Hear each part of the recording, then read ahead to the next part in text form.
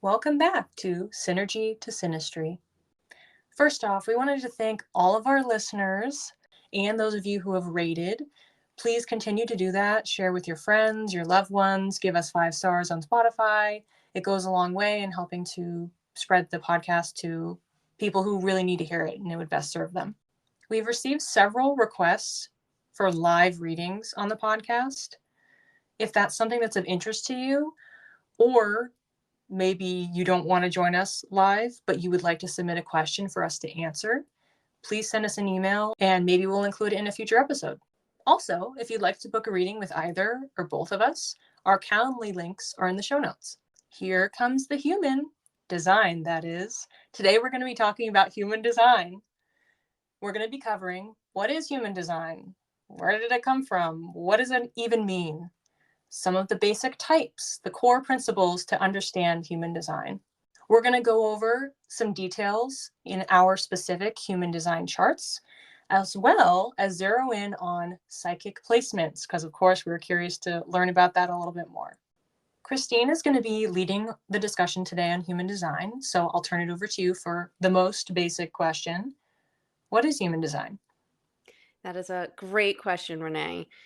Human design is not an old wooden ship used during the Civil War era. It's actually a user manual for how to live your life in alignment with who you are. It's a synthesis of ancient and modern sciences that's proven to be a valuable tool for human understanding. Ancient sciences in the sense that you'll see a lot of astrology mixed into this. You need to know your exact birth date and time. Modern sciences in the sense that it almost feels like a personality test. The thing to remember is that human design is not built on a belief or faith. There's no spiritual component to it per se, besides the fact that somebody had downloaded it. It's more of an empirical system that gives us the opportunity to experiment with it and find out if it works for us.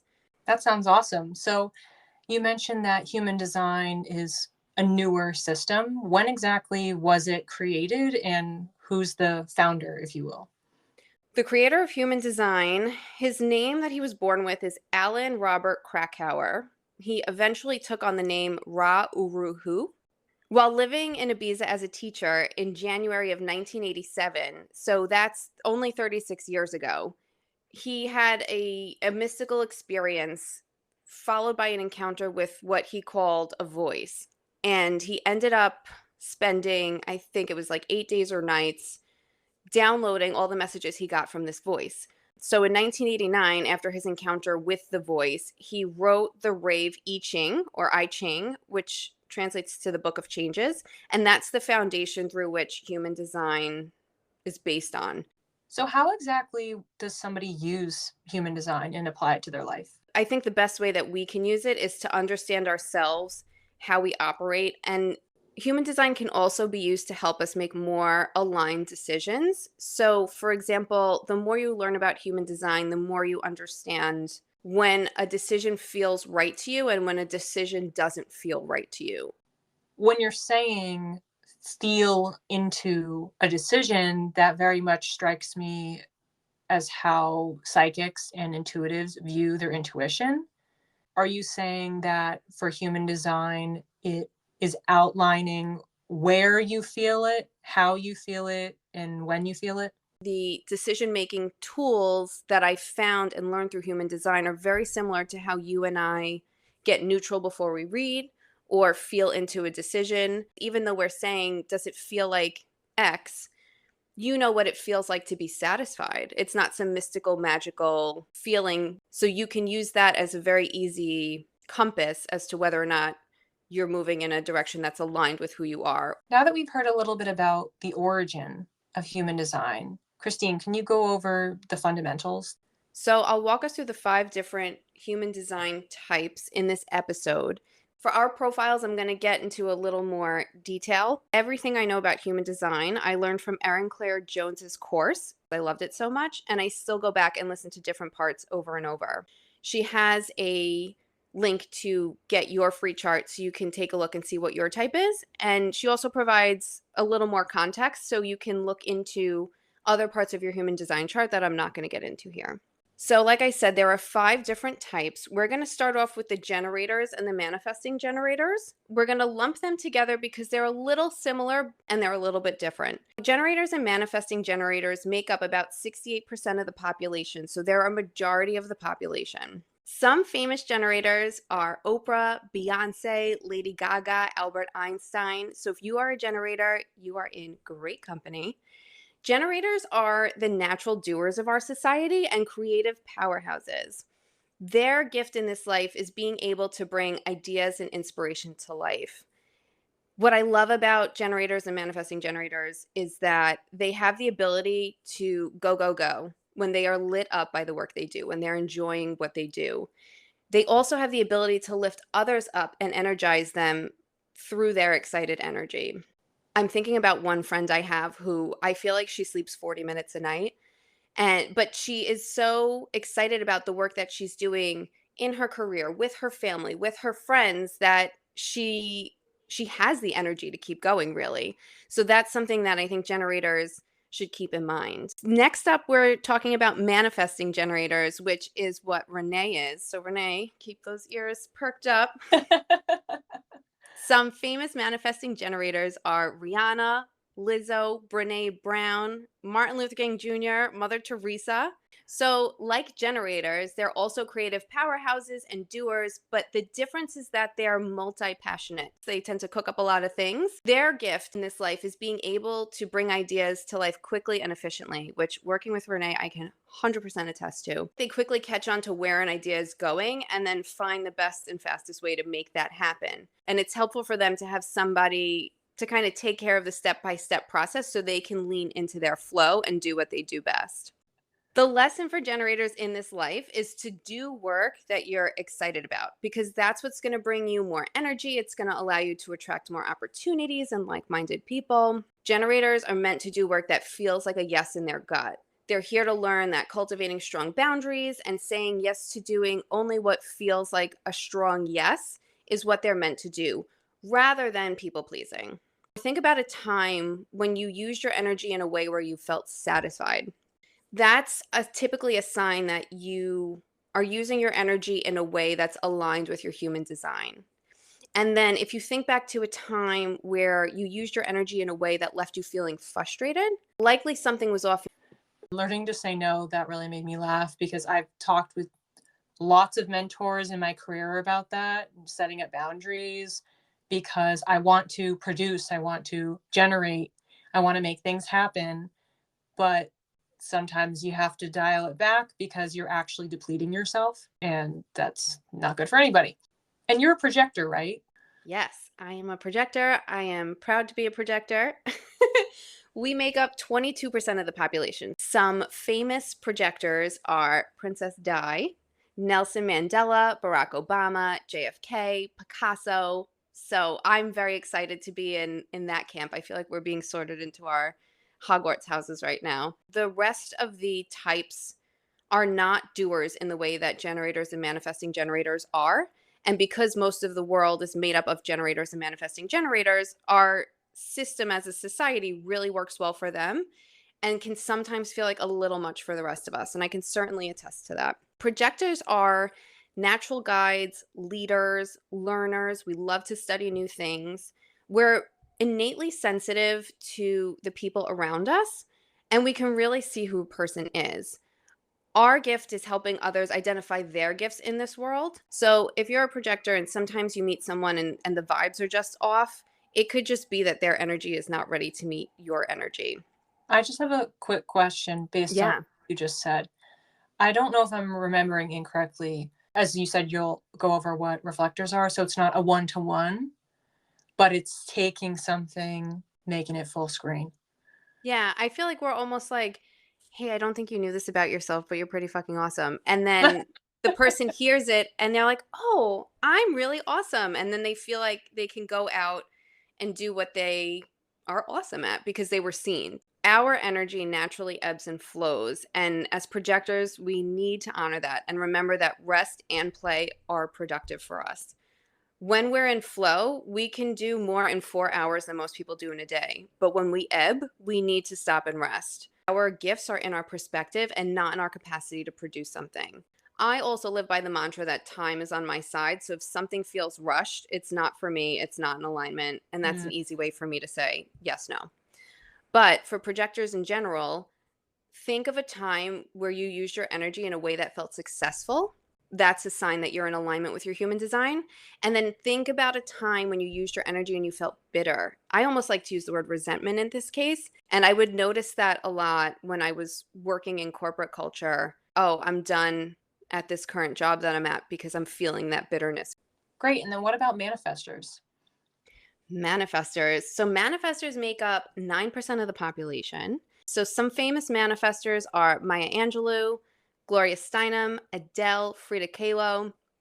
They're here to initiate new ideas, innovate, provoke, bring in a way of doing things differently. And they perform at their best when they feel free at work or in relationships. So they're not here to be told what to do, they're not here to be guided.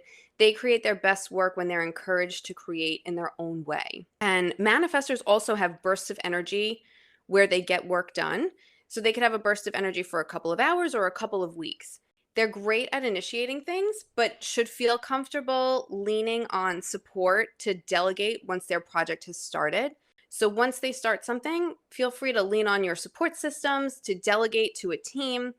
This is going to free up your energy to move on to your next great idea.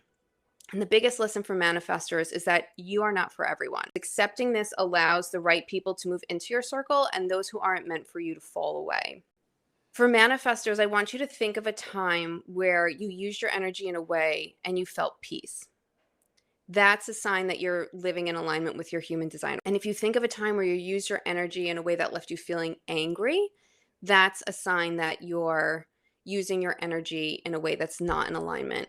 You mentioned at the top when you were talking about the generators and the manifesting generators that those are grouped together. But why is it that manifestors, even though there's overlap with manifesting generator, are not combined? Don't let the name fool you. Manifestor and manifesting generator are just because they have that manifest word doesn't mean they're the same. The two types with generator in the name are doers. Manifestors aren't doers. They're here to create, manifest, and move on with their life. Last one, reflectors. We mentioned them a little bit earlier in our discussion. What's a reflector? Yeah, so reflectors are only 1% of the population. They are the most rare type. So if you are a reflector, I highly encourage you to do more research on it and see if you can find other reflectors out there.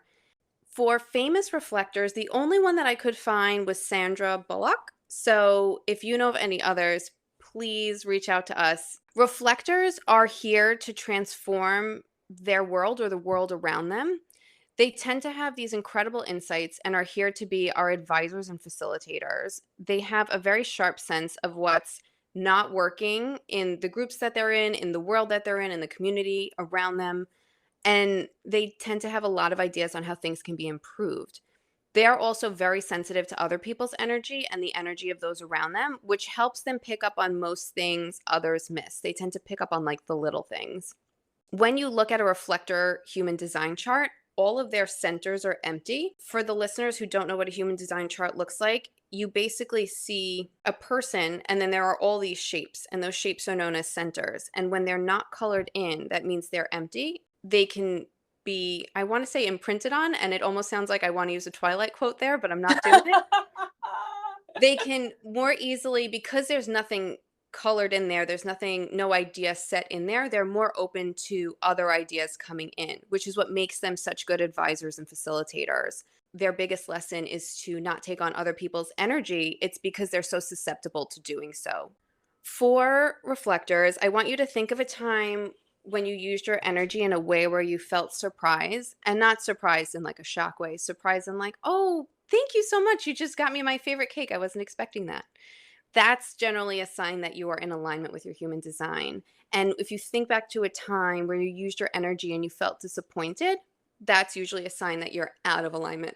What I think is really interesting about the reflectors, and I know we're going to be discussing the psychic aspects later, but one would think in hearing that description that these people are potentially highly intuitive because all they're doing is tapping into the energetics in their environment and the people around them. Maintaining neutrality, clearing energy, disconnecting from people is a challenge. So if you're somebody where this is ingrained, what if these people actually aren't drawn to be psychics because it's so overwhelming to have all of that intel and to process it? Or maybe they just have to channel it in a very specific way. So in class, we've talked to people who have, the open head center or, all open centers where they feel like thoughts sort of just pop into their head. So I imagine having all of your centers open, feelings come in and other people's energy that makes it easier to read someone else's energy. I want to hear the tea on both of our human design charts. So let's go. Okay, here I go. Here I spill. You're also going to hear in the human design community, people are going to identify themselves via their profile, authority, and type. So for me, I would tell people I'm a 5-1 emotional projector. Renee would tell people she's a 3-5 sacral manifesting generator. I really encourage you to go look at your profile, even if you just know this one line. I think it's going to open up space for so many conversations. The first thing I'm going to talk about with mine and Renee's profiles is our authority. And our authority is how we make decisions.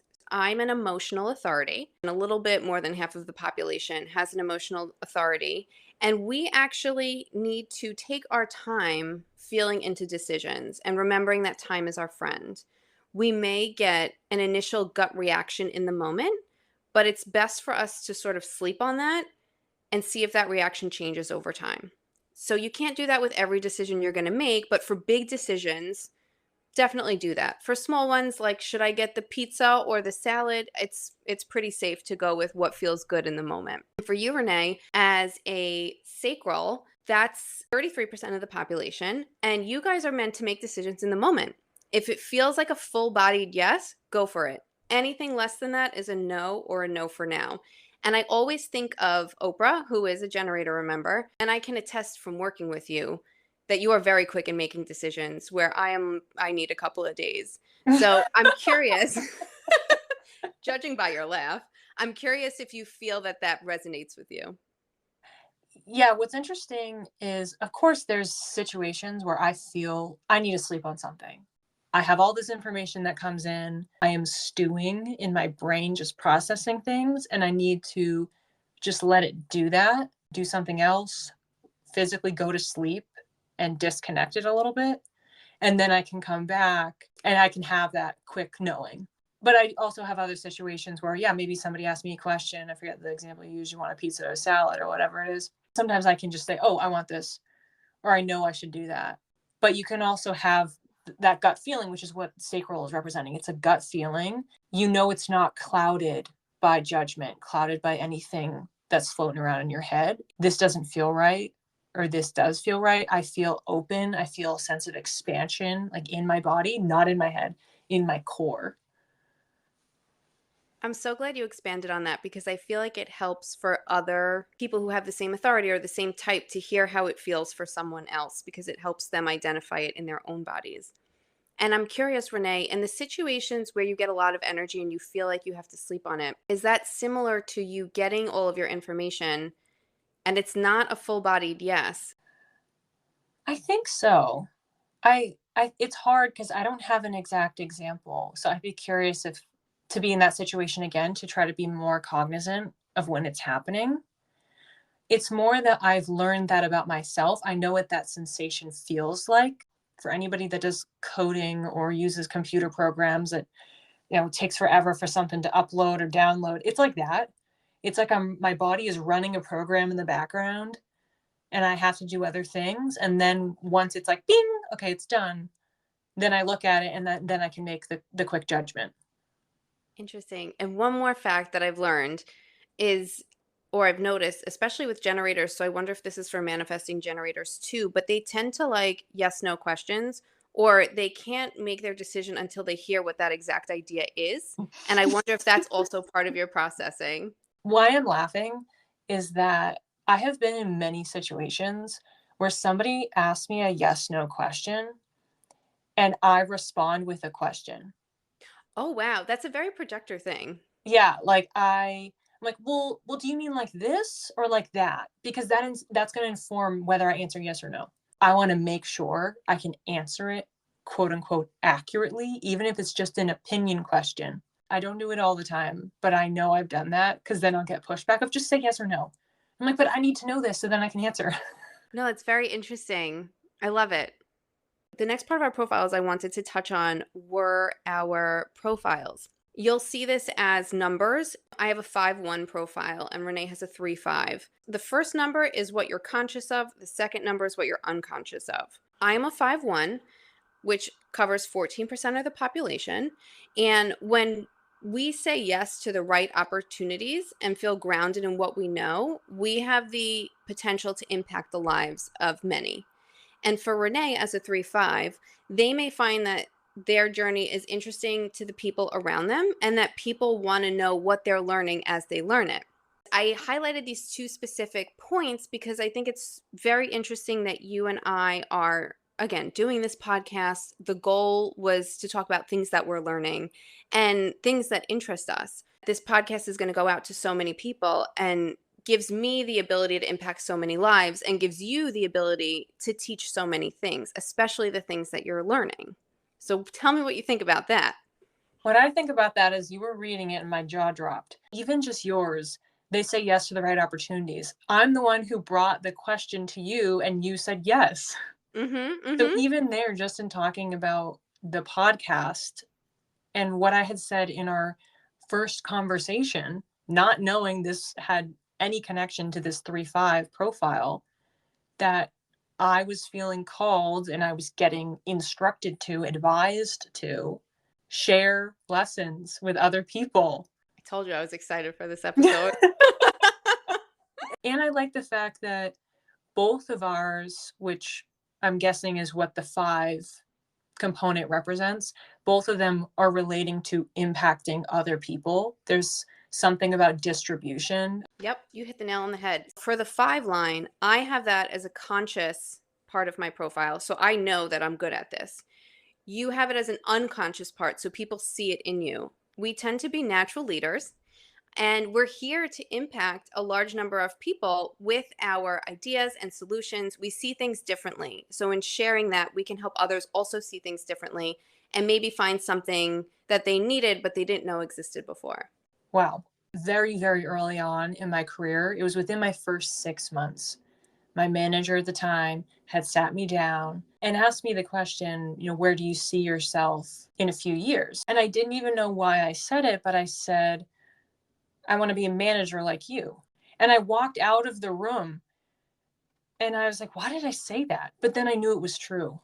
That got tucked away. I didn't do much for the next few years. I was working, just doing my day to day. And then I had people telling me that I was a good presenter. I was like, what are you talking about? I'm up there sweating. I'm so stressed out. I feel like I don't know what I'm saying. And they said, oh, you're a natural. What I was presenting, what I was drawn to, all aligned with being a leader. I then set my sights towards doing that. I thought of that story when I was writing this, which also made me so excited to present all this information to you.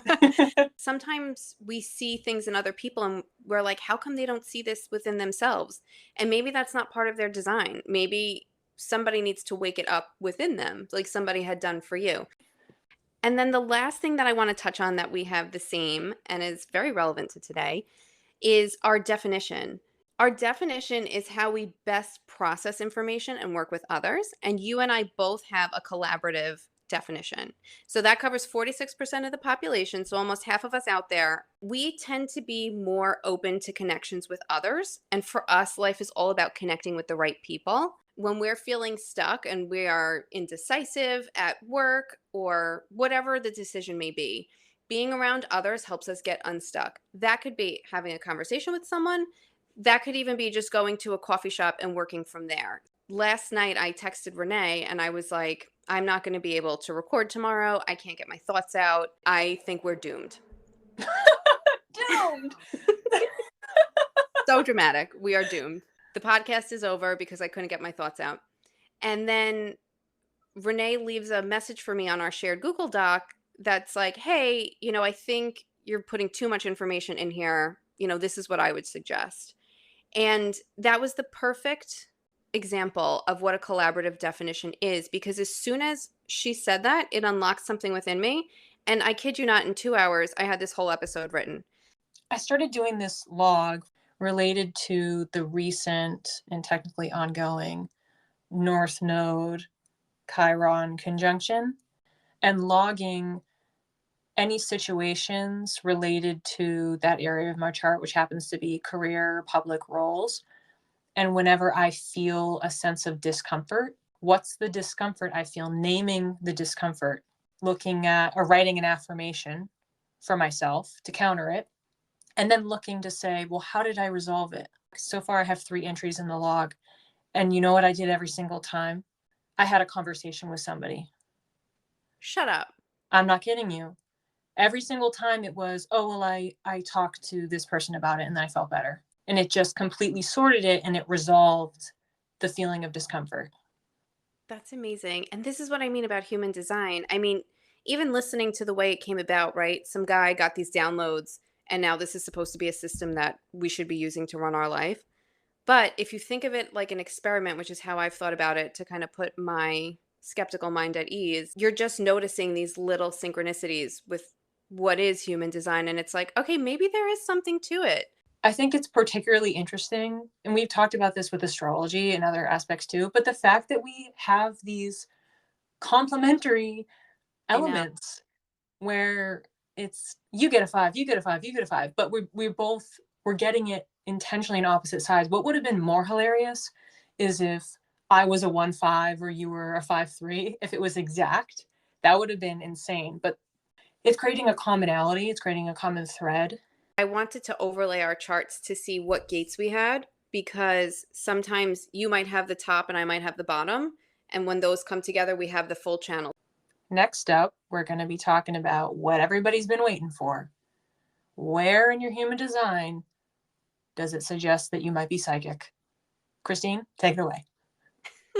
So this actually came up back in January. I went down a rabbit hole after chatting with Renee, probably about this podcast. Before I dive into this, another part of human design are things called gates and channels. And again, when you look at a human design chart, there are these little lines that connect the shapes that you'll see overlaid on your human design chart. Those lines can be filled in halfway, which makes it a gate, or fully, which makes it a channel. For context, each of the gates are numbered, and then you have a channel, and that's the pairing of numbers or the sequence of numbers. So if there's anybody listening who's following along and you want to see if these places are highlighted in yours, you would just look for where it says number 44 and go to that. So we both have clairvoyance that you can see in our human design chart. So for Renee, you can see that she has gate 61, gate 63, which are also the gates for intuitive dreaming, and she has channel 5818. I also have channel 5818. So gate 64 is another gate for intuitive dreaming. I don't have gate 64. I have the whole channel, which is 6447. I wonder if that is also a signal for intuitive dreaming as well. Mm-hmm. The next one, only Renee has this, and I cannot wait to present it to her. Edge of my seat. With gate 44, she has clairolfactance. This is the ability to smell things. What? So I'm curious. Yes. So I'm curious. What? Have you ever smelled anything doing one of your readings? I would think I would be aware if I just randomly started smelling something. So apparently I have some untapped potential here. Yeah, I'm so curious now, like if this is going to come up in your readings or if you're going to notice it more or even try it. So you have to let us know. The people want to know, can you smell things from the spirit world? This is what I'm going to do, and I'm going to ask my guides, okay, I'm trying to look into X, Y, and Z thing. Please send a smell. You should. Oh my God. And it should be something like so specific, like freesia or something. I don't know, something that you don't typically smell. That would be a great experiment. The last psychic placement that I found is something called superconsciousness. So, the definition that I found is that the superconscious mind encompasses a level of awareness that sees beyond material reality and taps into the energy and consciousness behind that reality. Some refer to this as the ether, the essence of the universe, a flow of electromagnetic waves that permeate all matter and space. The way I interpreted this is, this is the spirit world or the other side that we happen to connect to when Mm. we're reading energetically. Renee and I, we both have the 5818 channel. We both have gate 17. I have channel 6447 and Renee has channel 3410. So I'd love to one day do a little bit more digging into these separate channels and gates on their own, because I know they fall under the umbrella of clairvoyance or super consciousness, but I'm sure there's something that differentiates them. Very interesting stuff. Yeah, this was a lot of fun. If there's any listeners who have any of these psychic placements, please let us know. Please write in and tell us if you've had psychic experiences to validate it. That would be cool. Especially if you have clairolfactance. Yeah, please write in if you have that so you can tell me what I should be looking for.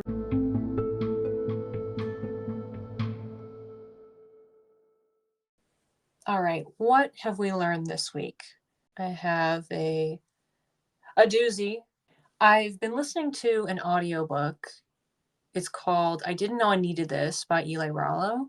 What's hilarious and what I think is so funny about how she has named this book is I'm feeling like I didn't know I needed to hear this because I thought I had done a sufficient amount of processing of my last relationship. But there's some sections where she's talking and it's just triggering all sorts of memories. And I'm identifying some narratives that I carried that I didn't realize I was carrying at the time, and how there was a disconnect because you can, on one hand, know, well, this is how I want things to be in the dynamic, and this is how I want to present, and I want to be authentic, and I want to use my voice, and then also not exactly do that. So if you're asked, oh, well, what do you want? Or what do you want to do? And then you don't know, it's not because you're indecisive, it's because you actually don't know. Well, maybe there's work that could be done in that space so that you could build up the experience, build up the sense of identity in those spaces, no matter how small, to then have that knowledge. So then, if you're asked that question, you actually know the answer, or you can make your own requests based on your wants, desires, preferences, whatever they are. There was another thing I believe I read this morning, and she was talking about the concept of having a spark with somebody when you first meet. You're triggering, or something within you subconsciously is recognizing old patterns or risk. What you actually should be looking for is a feeling of safety. I don't know if you've heard this before, Christine, but the thrill seeking, fear, all of that like connects in your brain. So excitement and fear are like in the same wing. So your body sometimes can't tell the difference between the two of them. So you think you're excited about this person, but technically your subconscious is afraid of them or saying, red flag, red flag. I've seen this before. And what I realized is it was so murky. It was like I was feeling both. And that's why I think I had trouble very early on, and then through the relationship of being able to decipher, well, there's a spark, but then it's like, but then did I really feel safe?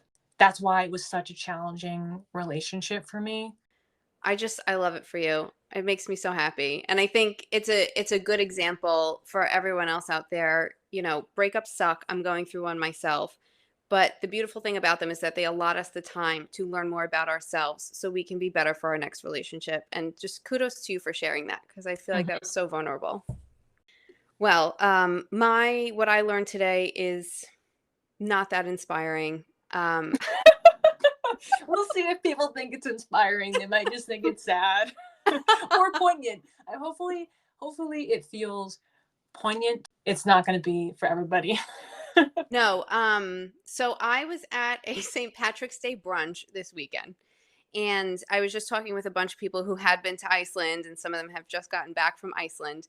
And a fun fact that I learned that I did not know was that in Iceland, your last name is the name of your father and then your relationship to him. So if your dad's name is Anthony, you would be Anthony's son or Anthony daughter. There's like a database for people to look up their relation to someone if they're going out on a date to basically see if they're related or not. Do you have an example of the daughter version? Because I've heard like Gustafsson and stuff like that, but I've never heard daughter at the end. So that's the thing that I question.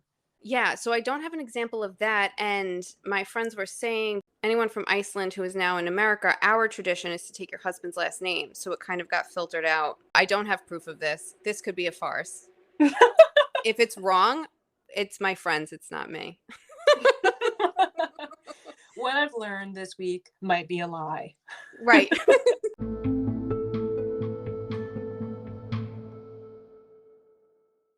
Now on to our final segment. We're going to be channeling messages for our listeners. It's a very futuristic spacescape. I'm going to call them vehicles, but more futuristic looking. And it looks like it's flying down this like digital highway and things are moving really fast. Park my vehicle, I take my helmet off and I get off and I go inside. It's like cottage core, everything's slow. I'm making myself biscuits, I'm having a tea, I'm sitting down, everything is slowing down. And I stop feeling nauseous and I start to feel my nervous system calm down. I open my front door and it doesn't look like this very fast moving information highway spacescape. It looks like there's flowers growing and there's butterflies and the sun is out and there's a field. I almost feel like when I get hangry and I need a snack, like I just needed to slow down for a minute and eat a biscuit. And now I feel better and I can present myself into the world and the world looks better. The world is not black and white and gray anymore. It's in color, it's vibrant. There are plants around, there's animals, the sun. If you feel like you need to go spend a day eating biscuits and drinking tea, go do that because it's going to make you a much better person and it's going to allow you to experience the world in a much better way. And you're going to enjoy it more. So Renee, what did you get? What I got when I first tuned into the collective was the term shipyard, and then that was quickly accompanied by a broken leg with a cast on. And the message that I was getting was don't be facetious. That's when you treat something serious in an inappropriate way because you're applying humor to it. Don't be facetious. Take things seriously. You have a leg injury, put the cast on it. But it wasn't necessarily a message about self-care per se. It was mostly about taking bold and direct action to shape your future or reshape your future. So rather than, whatever, this thing is going on, I have this problem, not a big deal, ha ha ha, try to laugh it off. This is a very forceful message. Do not sweep it under the rug. Harness the issue, the seriousness around it, and use it to realign. You're putting the cast on to realign. I love that. And human design is all about living in alignment with your design. Oh my goodness. There we go again. But the mantra that I got with that was, I command my path. Ooh, I love that. My mantra was almost as silly as the fact that I learned, but it's in the voice of like your grandmother saying, have a snack, you'll feel better. Do with that what you will. Thanks for listening. If you'd like to learn more, the resources we used to prepare for this episode are listed in the show notes. You can reach me, Christine, at Channeled by Christine with one L on Instagram. And you can reach me, Renee, at _read by Renee, or connect with both of us via email at synergytosynastry@gmail.com. Keep your spirit curious and your aura sparkling. We'll see you when the stars next align. We are coyotes, so it was like, oh, they're all like fighting each other and they're all like barking or they sound like they're crying. Is that comforting to you? Just the howling by itself, not when they sound sad or like angry or something. Oh, yeah. But especially if I'm inside, like I'm not nervous. I'm scared like they're gonna somehow climb up to the third floor. If it's in the distance, oh, then there's something serene about it. I love that so much for you. That sends serial killer vibes all the way down my spine. If it's anything, crickets, if it's a natural sound, I get uneasy. If it's sirens and people screaming out in the street, I'm like, ah, the sounds of home. So white noise machines don't work for you unless it's sirens. Right. Because if I listen to white noise, I feel like I can't hear what's going on and then I get nervous. If there's any other New Yorkers here, like please write in because I feel like this is a common thing.